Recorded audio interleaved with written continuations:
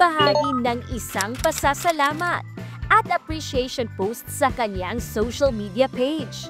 Ang isang netizen mula sa May Kawayan, Bulacan na nagngangalang Mitch Suliig. Dahil sa kabutihang ginawa sa kanya ng mag-ina mula sa Valenzuela City. Ayon sa kanyang kwento, nagpa-check up siya sa doktor para malaman ang kalagayan ng kanyang sakit na uric acid.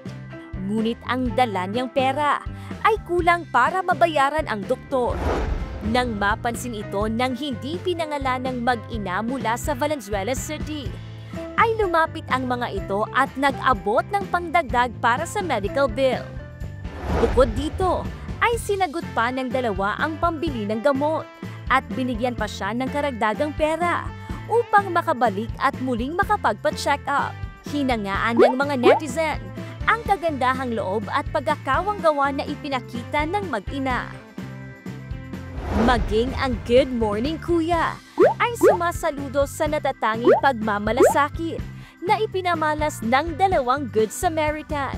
At ang kanilang ginawa ay talagang masasabi nating something good.